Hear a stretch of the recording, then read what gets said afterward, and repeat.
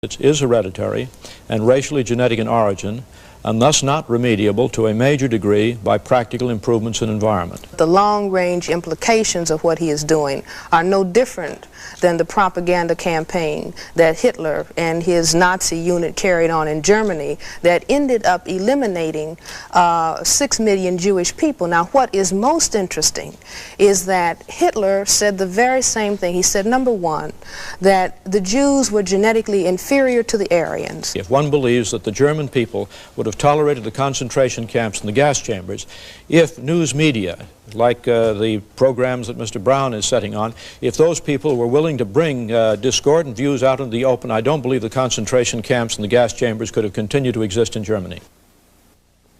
Back in the 70s, a man named Dr. William Shockley, a noted scientist, embarked upon the mission of proving to the world that black people are genetically inferior, without, I might add, the benefit of any formal background in genetics. He became front-page news and won headlines with his controversial views.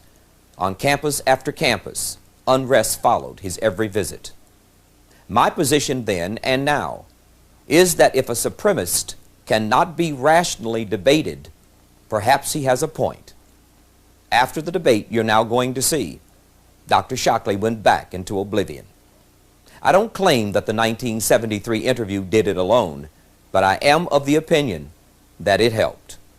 I'm Tony Brown. In a moment, Racial Superiority with Dr. William Shockley. Tony Brown's Journal is brought to you by Pepsi and its bottlers. This program is part of Pepsi-Cola's continuing support of your community's cultural, educational, and business interests. We have two very prominent educators, scholars on Black Journal tonight, and we feel that it is important to defend the First Amendment rights of all Americans. Dr. William Shockley, one of our guests, has had quite a difficult time speaking at some universities, and particularly some black college students do not agree with his theories. On Black Journal, we feel that Dr. Shockley's rights in the First Amendment area are parallel to black people's rights. That is, that Dr. Shockley must have a platform for his views if black people are to have a platform for their views. Dr. Frances Welsing, on the other side, has difficulty in expressing her views on legitimate mass media outlets because many whites do not agree with her theory of genetics. Now let's find out what the controversy is about. Dr. Shockley, please give us the benefit basically of what your theory is. My principal point, Mr. Brown, is not so much a theory of black-white differences, but is summed up in one word, which is the theme of my appearance on your program and my efforts, and the word is dysgenics. And dysgenics means effectively downbreeding, retrogressive evolution. And I fear that this is worst for the black community, and I particularly welcome an opportunity to appear on Black Journal just for these reasons. And let me say also that when I first met Dr. Welsing, it was not black students who were disrupting, but white students. And Dr. Welsing made a very sincere and I thought extremely effective effort, a well-planned effort. It was not effective with these white students at Staten Island Community College, so I would have a chance to speak. In fact, I think they prevented her from saying what she wanted to say when she was trying to gain me a platform. So my main theme is that we have problems that we should face and we should look at connected with dysgenics. And I welcome any opportunity I have to bring this out so that people can look at it and worry about it. Dr. Shockley, you are accused of having a theory that is a white racist theory. How do you respond to that? Well, I respond to that by saying that I've considered whether or not I am a racist. Racist is an epithet that used to damage my self-esteem, but it doesn't anymore. I feel it's untrue. If you look in the dictionary as to what racist means, it means emotional feelings, irrational feelings associated with fear and hate. If I really had those, I don't think I would be here this evening. I feel that what I'm engaged in is a demand for diagnosis, and I'd like to say some more about this chart, which we'll come to probably later, which shows the disproportionate rates of reproduction for the least effective elements of the black community. I'd like to say more about that than we should in just this brief introduction. But I think there is another word that better describes what I'm involved in, and that word is raceology, which means a scientific analysis of racial differences. And basically I have a faith that reason is a good thing, and I feel as you do about the First Amendment, but maybe with a slightly different emphasis. I think the really important thing about the First Amendment is it is a way of guaranteeing a high likelihood that truth will emerge as a result of conflicting ideas being expressed, and I have a thesis and a basic belief that truth is a good thing and will be of benefit to man. Thank you. Dr. Frances Welsing, give us the benefit of your theory, please. Well, my theory was, I wrote the paper in 1969. I wrote a paper called The Cress Theory of Color Confrontation and Racism. And the sole reason behind writing that paper was an attempt to understand the behavior of white people in relationship to all people of color, every place in the world, black, brown, red, and yellow people. And the paper was presented to the Americans at the National Medical Association, the section on psychiatry, in neurology, because back in 1969, the Black Caucus in the American Psychiatric Association, we had said that racism, and when we talk about racism, we're talking about the white supremacy behavior of white people, that racism was the #1 mental health problem in the nation, and it was the #1 cause of other mental health problems. And I wanted to understand what this thing of racism really is all about, because it's the thing that has caused woe and misery and suffering for the vast majority of the people on this planet that are classified as non-white. And in my attempt to understand why the necessity of white people to keep saying that white is superior and that the condition of non-white is inferior, and the more I thought about it, in conjunction with an idea that a friend of mine had, that racism was a worldwide behavioral system for the maintenance of white supremacy by a small minority of people, I put those ideas together with what we know about genetics, what we know about the condition of skin whiteness itself. The condition of skin whiteness is the genetic inability to produce skin pigment called melanin. This is a genetic recessive trait. It is a genetic deficiency state, not as defined by Frances Welsing, but defined by geneticists and dermatologists, that the inability to produce the skin pigment of melanin or melanin pigment is described as albinism. And I think that white people, even though most white people are not consciously understanding their problem in genetics, they are certainly aware that they are genetically dominated by people of color. That's why it was a statement, one drop of black blood makes you black, because people of color have the genetic capacity to annihilate white people. And so unless white people control the reproductivity of people of color, then we can postulate that perhaps one day there won't be any white people. And I think that the very survival of white people necessitates that they project genetic inferiority on people of color, because it is they who really are aware that they are genetic recessive and perhaps genetically inferior to people of color. And I am not saying this to call the condition of skin whiteness to say, well, no, white people are inferior. I'm not saying it for that purpose, but I think that it is of prime importance for the majority of people in the world to understand why it is that white people have to, the effective majority, large numbers of white people, have to move in a hostile and an aggressive way against people of color, and have to constantly focus on it's you who's genetically inferior, because they realize that there's something wrong with their genetic status. Now, may I take a call? Oh, sure, all right. please. Let me, so that, because we have a number of calls, and we'll see what the public wants to find out also. Just 1 second. Hello, go ahead, please. You're on Black Journal. Yes, thank you. I would like to ask the question, why does the doctor feel that his theory, Dr. Shockley, why does he feel that your theory is correct? Well, let me say that's a long question. Let me point out one aspect. I mean, it's a question that calls for a very long answer.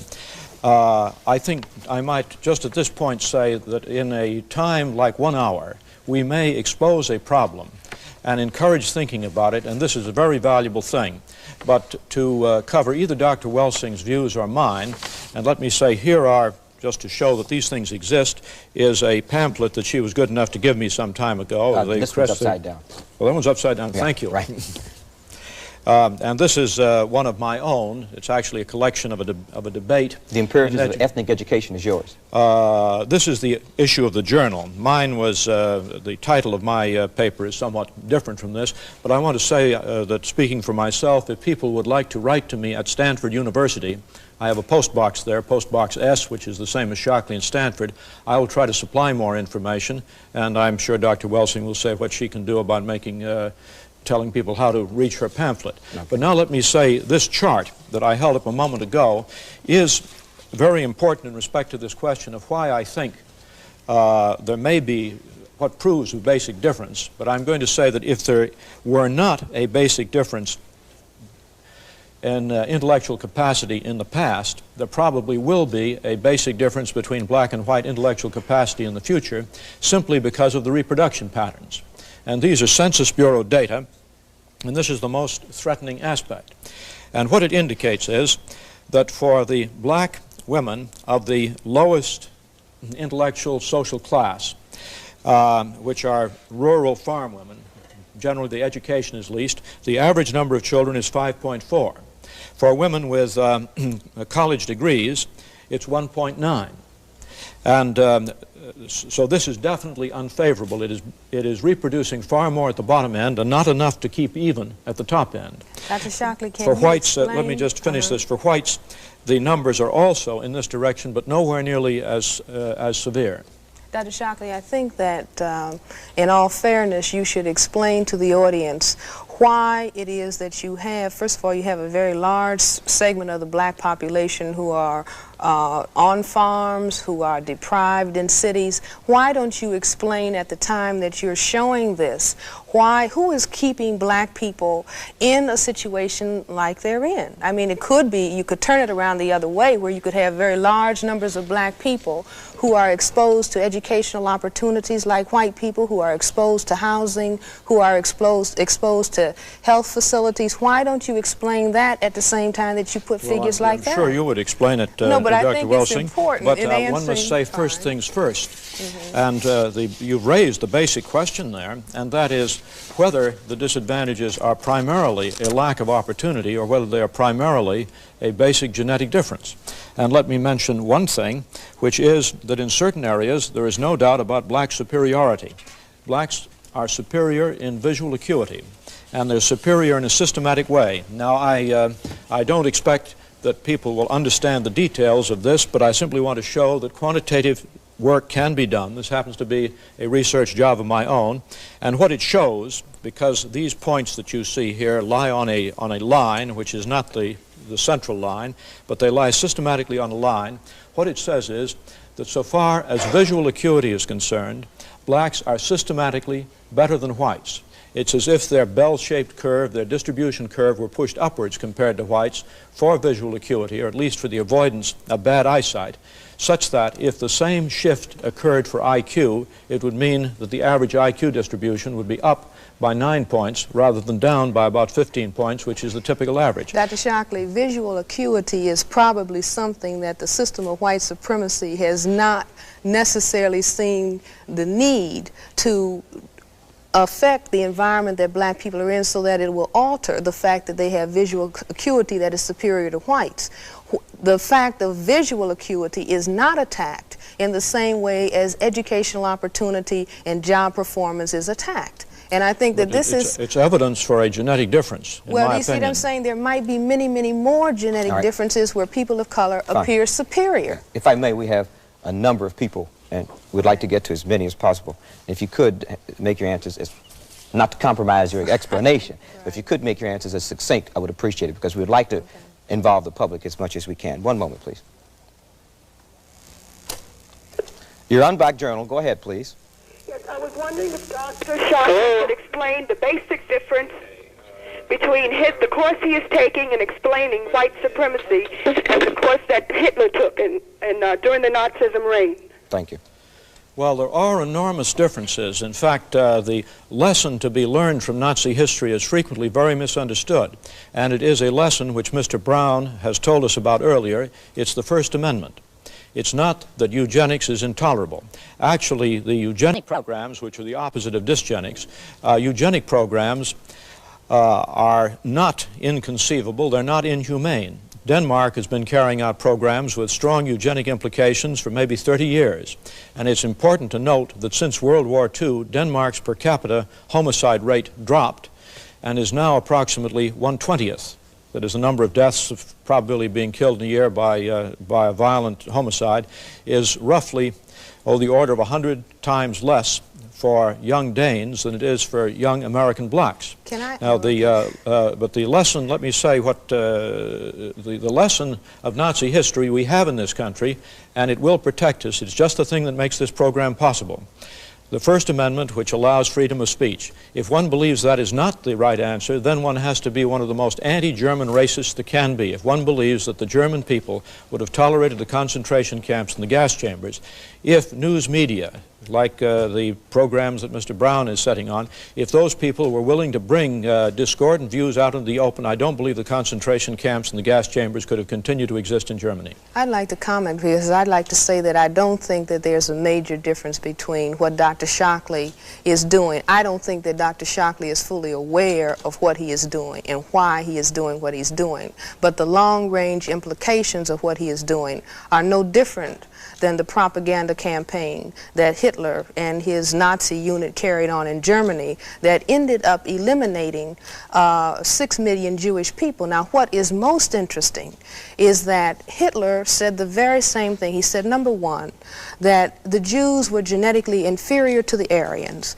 Number two, he was aware that the Semites had genetically dominant material, genetic material to the Aryans. And if we begin to understand the way that people who were in Europe at the time that the Semites arrived from Africa, when the Semites arrived in Europe from Africa, they were people who had substantial amounts of color and who had very kinky hair because they were from the continent of Africa.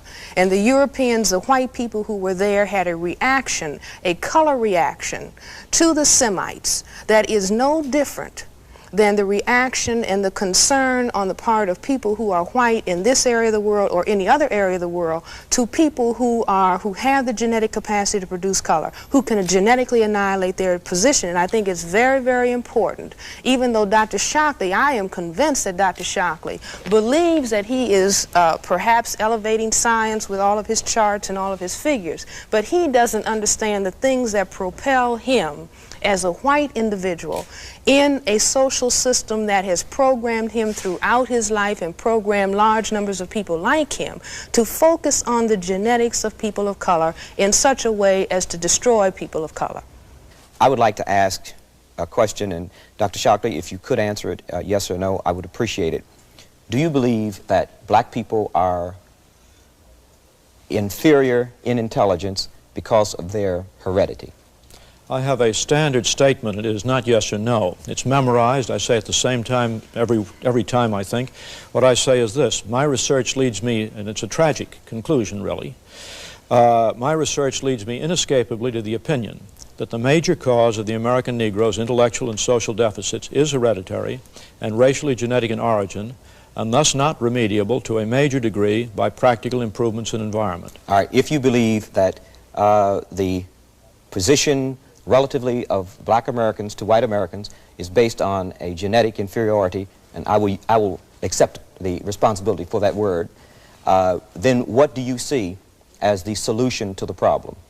Well, I see the first aspect of this is to prevent the problem from becoming worse by dysgenics. This first word that Would you I translate mentioned. dysgenics for me and the audience? Would that be sterilization? No. Dysgenics, you see, means what that other chart I showed you says. Should blacks, the least effective element. Should blacks be sterilized? No. I have a... but if blacks are a problem and we do not allow... This is inhumane. And Dr. I think one can find more humane solutions to this. Well, then how would... Then I would propose something in which one of the key phrases is regardless of sex, race, or welfare status. And this is the proposal. I call it a thinking exercise. It's mentioned in that pamphlet that I showed that you can obtain.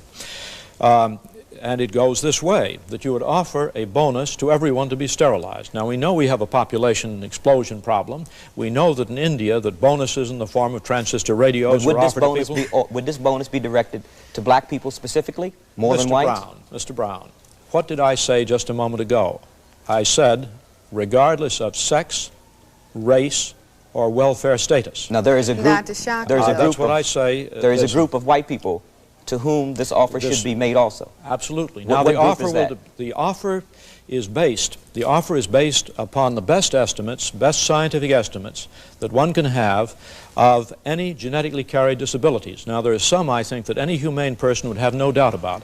And Dr. Welsing talked about dominant and recessive genes. I want to point out that sometimes a dominant gene can be a very bad thing, and it is a very bad thing for a neurological disease called Huntington's chorea, which is something like multiple sclerosis. Which is more prominent in white people than black people. That is correct. And I think that one should offer a large bonus for anyone who might be potentially carrying Huntington's chorea. Dr. Shockley, beyond this, it goes on with some other factors in this, but Dr. Welsing wishes to speak. Are you aware that white people have more genetic diseases that affect their nervous system than people of color, than black people? I wouldn't be at all surprised. And I think blacks apparently have higher heart problems. Would you suggest that all of these white people who are carrying these defective genes, you know, whose families may carry these defective genes, that they be examined and it would be suggested to them that they be sterilized? Would you suggest this? Yes, I think I would, probably, in general.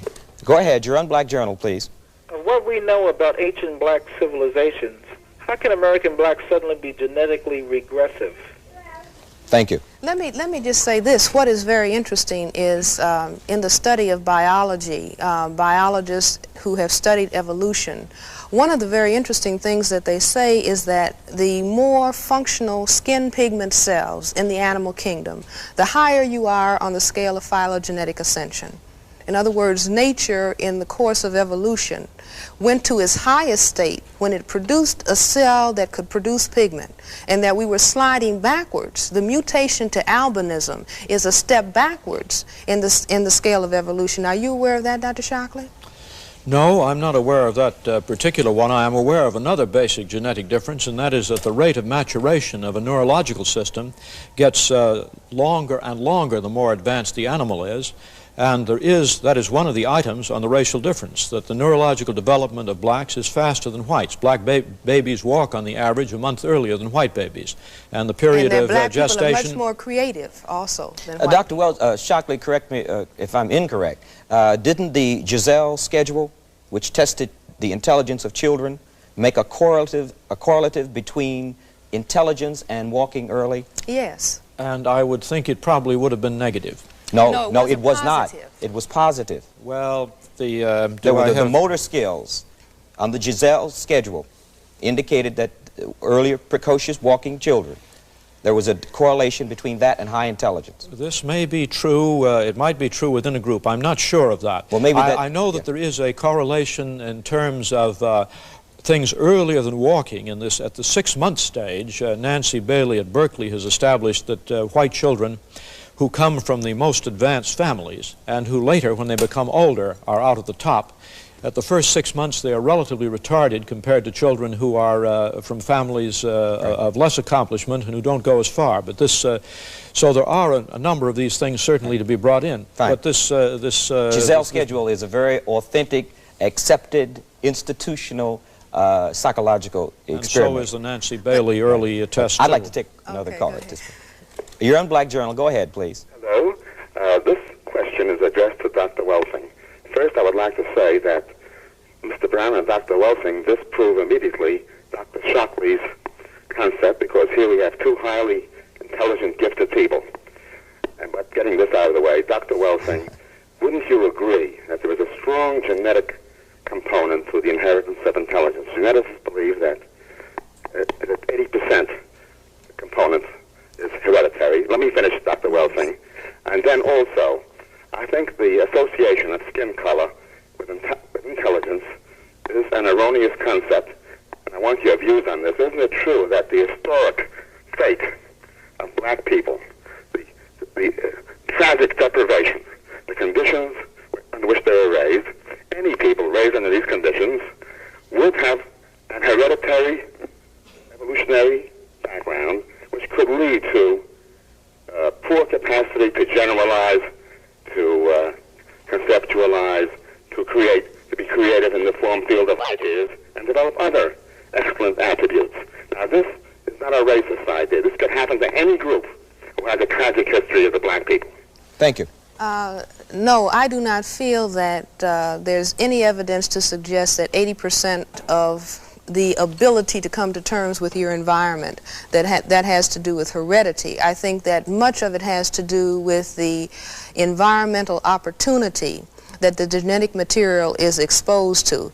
I think that if we look at the black people, if we just take the black group, and we look at those people who have been able to achieve, and we look at their backgrounds, we will find that they have had substantial social and economic opportunities that maybe some of the segment of the black population has not had. We will find the same thing in the white group. Those white people who have been socioeconomically deprived and at the bottom of the economic scale for whites, that these people are not performing in the same way that people who have extended socioeconomic opportunity. One of the very interesting things is that white women are now talking about women's liberation, and they are looking at their performance relative to white men, and they are saying, and all of the spokesmen for white women, and men and women are also saying, that the reason that the white woman has less confidence in her performance and is not performing as well, relatively speaking, as the white male has been the attitudes within the white family as to the role of the woman versus the role of the man. Now, what is interesting is that when white people are looking at the difference in the performance of the white woman and the white man on IQ tests, they can account for that on the basis of environmental influences. However, when they shift over into looking at whites relative to people of color, somehow they want to drop that understanding and that awareness. It's been interesting, to say the least. I'm happy you had your say, Dr. Shockley and Dr. Welsing. I'm happy you had yours, and thank you for being on Black Journal.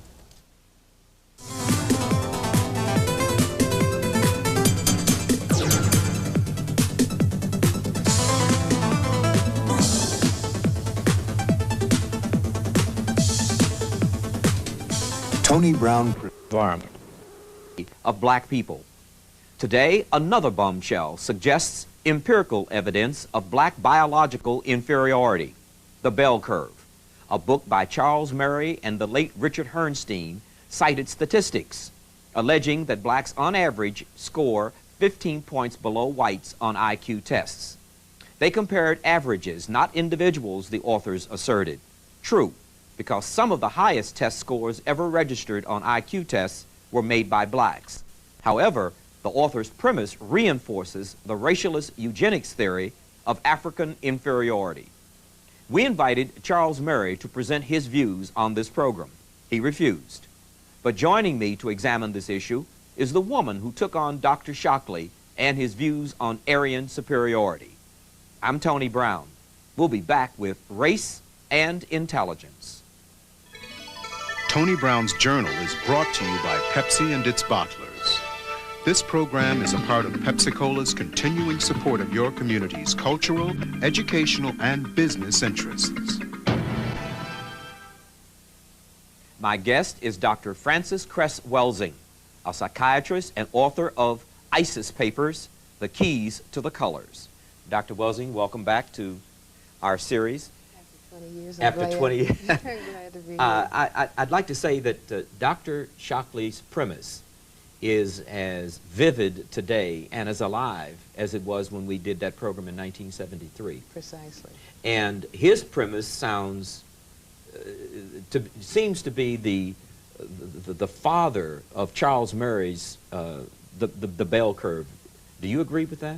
Well, I wouldn't say that it was a father. It's in the continuing wake of the discussion, the historic discussion of black genetic inferiority. I mean, a couple of years ago we were being bombarded with violence in the black community as related to black people's genetics, but not anybody else's violence being related to their genetics. And so now Charles Murray is coming out in Richard Herrnstein, that black genetic inferiority. And as a matter of fact, Tony, I'm very happy about it.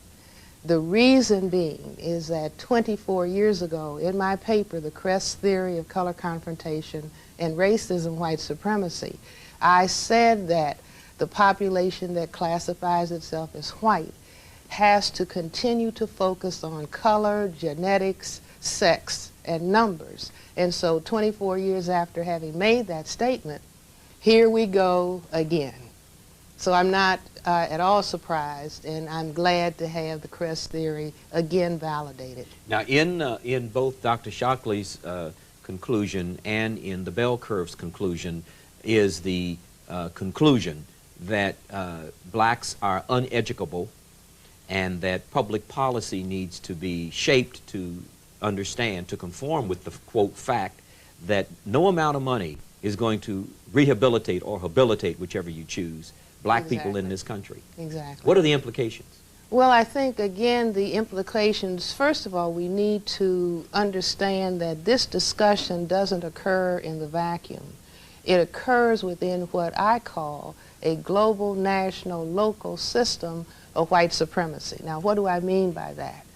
I maintained, and have for the past quarter century, that the behavior that we see, including this focusing, comes about because the white population on the planet is a tiny minority population. It's not people of color who are the minorities. Whites are fewer than 1/10 of the population on the planet. Number two, and perhaps most importantly, white. Do you see, when white people say, I am white, they are talking genetically about a genetic recessive characteristic that is a variant of albinism, not defined by Frances Welsing. Now, that genetic recessive characteristic plus the minority status means that the white population can conceivably be genetically annihilated by genetically dominant black, brown, red, and yellow people in terms of skin coloration. So my thesis in the Cress theory was that all of the behavior, you see, the repression of blacks, the attack on black males in particular, the lynching, the castration, the obsession with saying something is wrong with your genetics, because at a subconscious level, whites are aware we are the population on the planet that is genetically vulnerable. Now, let me give you one exception that I know of, Go ahead. and that is Brazil. During slavery in Brazil, racism as a premise for slavery was as uncommon as racism was a premise for slavery in the United States. And in a Brazil, the white population is diminishing, and the black population is diminishing, and the population in the middle, which is a miscegenated population, is the one that's growing. So I think there... Well, but see, I would say, Tony, that still if you go... I just want to finish one point. I'm sorry.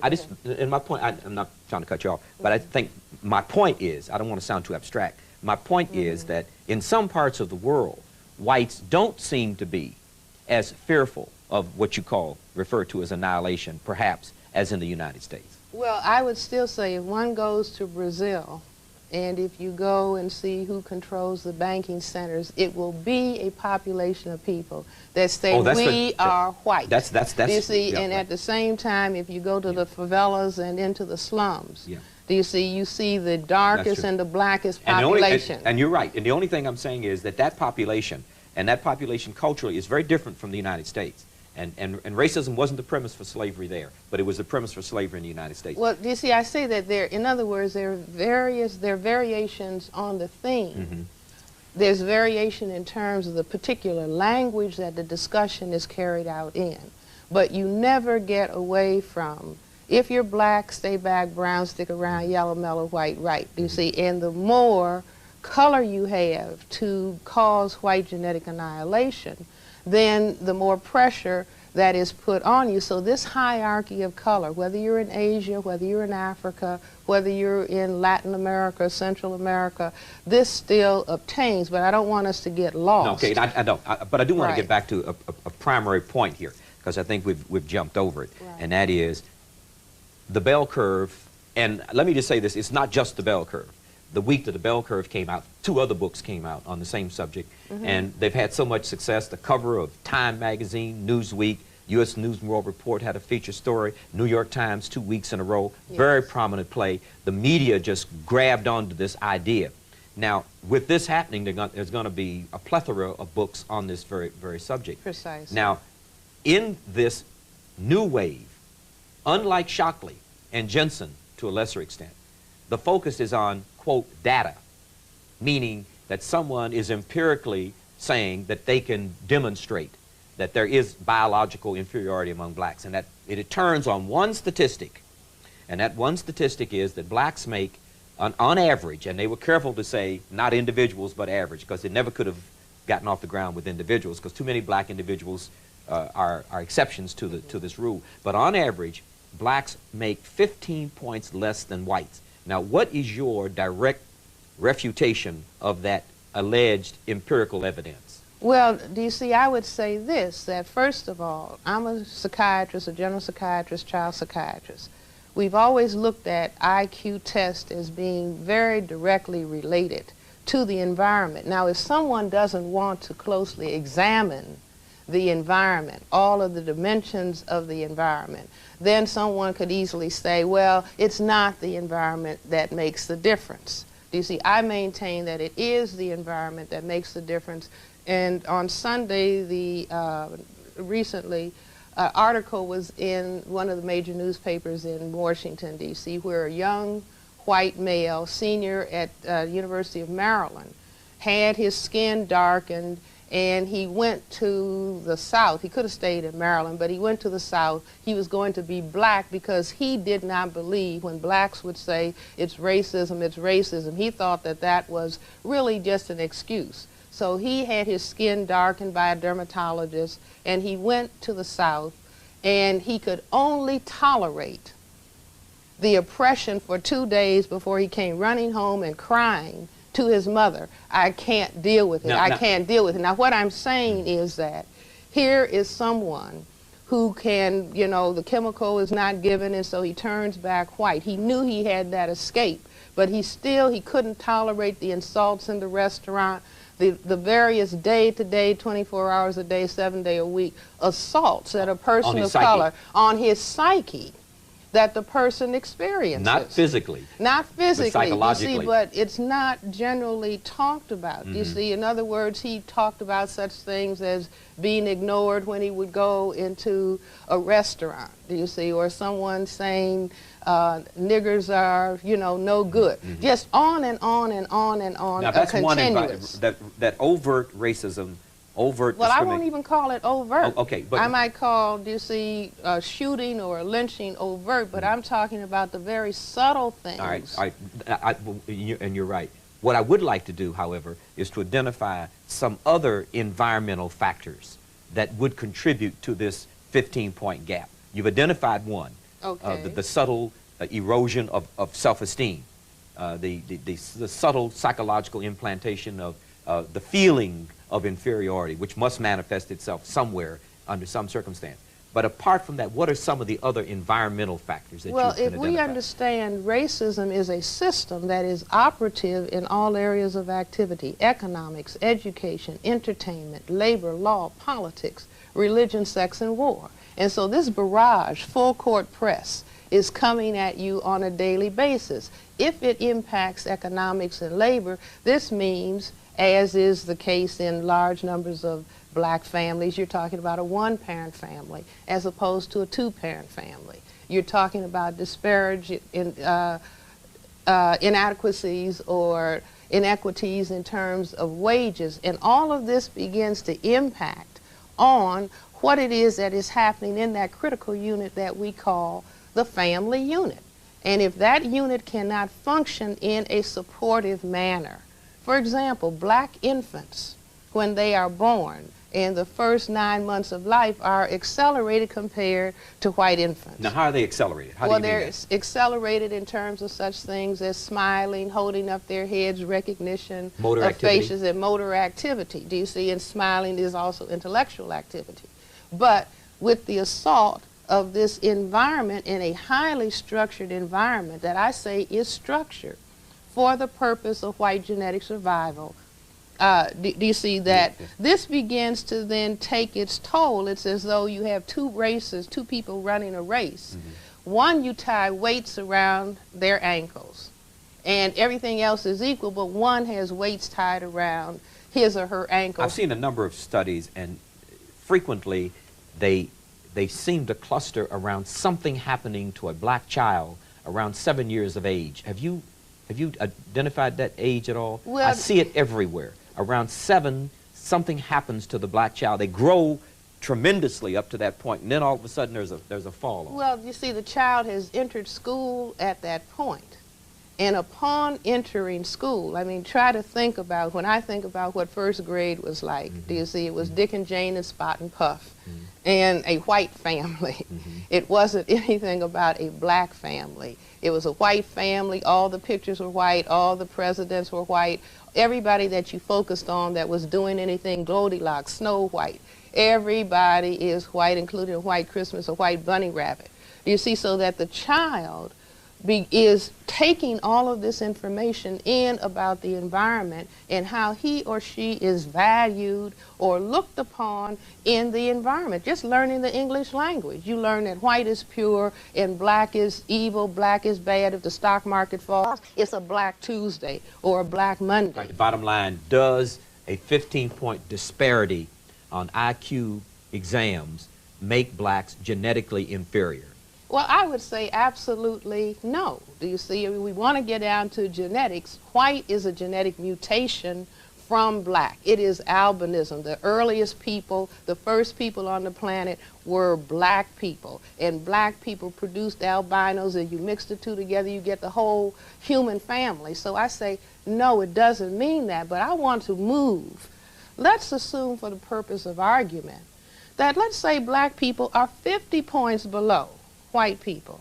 Do you see, according to their tests, the bottom line is, okay, Dr. Murray, Dr. Jensen, Dr. Shockley, Dr. Herenstein, what is it that you intend to do about this? Do you see? Are you saying, therefore, your model is Adolf Hitler and company? So we have decided that you are inferior. The bottom line is, what are you going to do about it?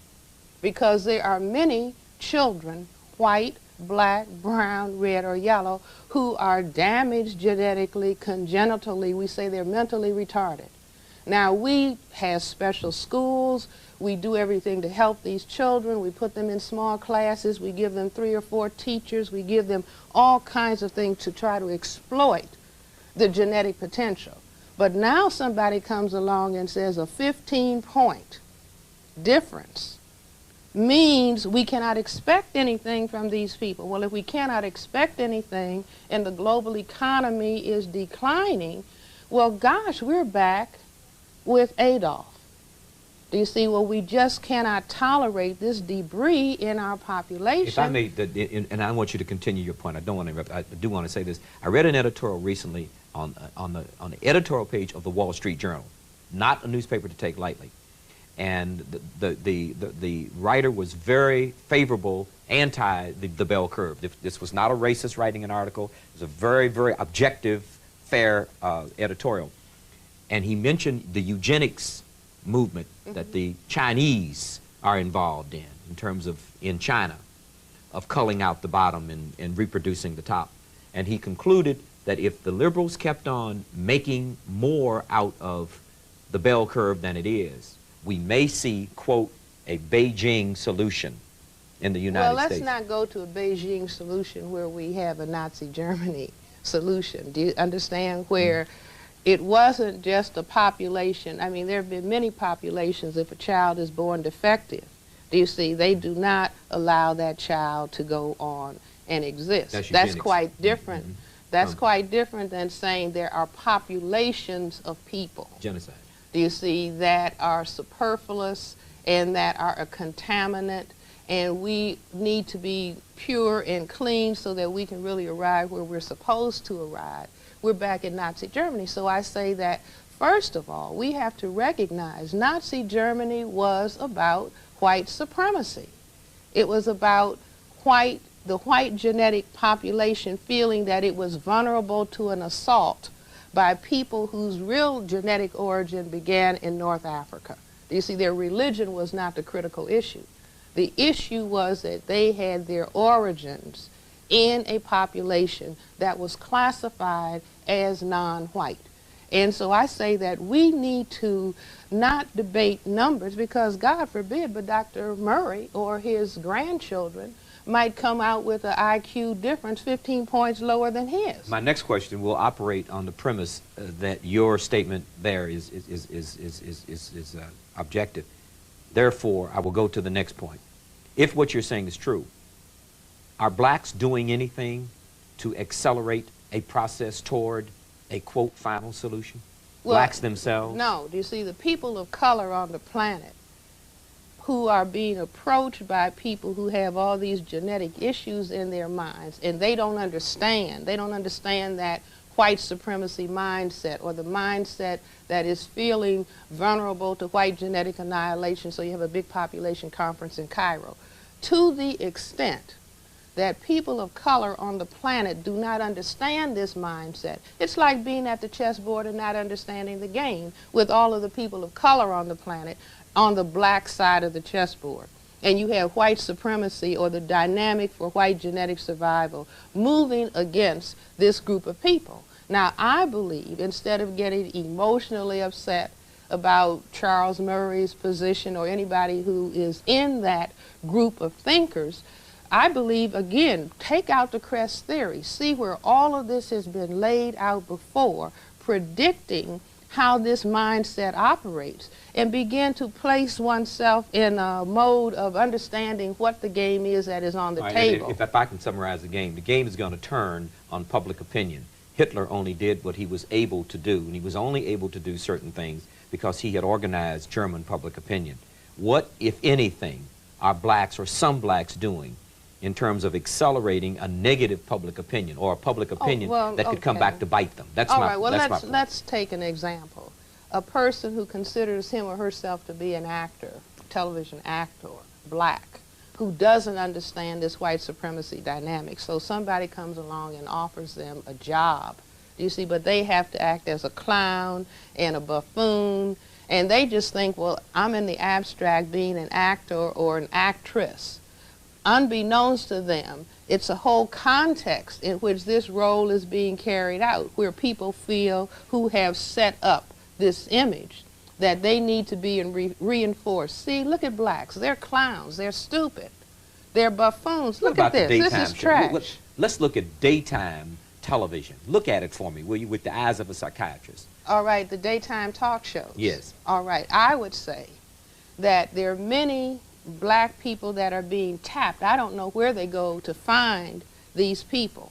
Do you see? But it's as if it's, the parallel would be, if a white person who's putting on a television show decides, let me go and get the least advantaged white person and put them up on the television continually, not the most beautiful, the most articulate, the most intelligent. No, let me go to the poorest area where there are white people and then put them up continually as a model for what white people are all about. You see, we go back to Nazi Germany and Joseph Goebbels, who understood if we keep putting out negative images of Semites of the Jewish religion, we can train the population to say, look, they're animals. They're not human. And so the sooner we get rid of them, the better. I think that many talk shows are using and trashing black people in this manner, in addition to some of the shows that come on in the evening. I can think of one of the shows that just trashes the image of black men. We complained in the 50s and the 60s and maybe the 40s about the Amos and Andy image. Those are angelic images compared to the images of black men, do you see, that are being put on the television, and this is supposed to be entertainment. I say no, this is... You know what I thought was remarkable, and I've read it everywhere, and that was the reaction of the vast majority of white people to the Clarence Thomas hearings. Not yea or nay Clarence or Anita Hill, but it was, I have never seen so many articulate, intelligent black people before. And well, that was because they had been indoctrinated with the idea, with the kind of images black you're talking genetic about. Inferiority. Yeah. And I would say to the white population, I would say this, that of the people on the planet, some of the people who walk around and have to hold their heads down who are white are people whose origin is German or white South African, because they are known throughout the world to have brutalized people. You see, they're ashamed of themselves. And so I would say to white people, it's very important for them to look further than what somebody says is an objective IQ score and begin to hold the mirror up and do self-examination.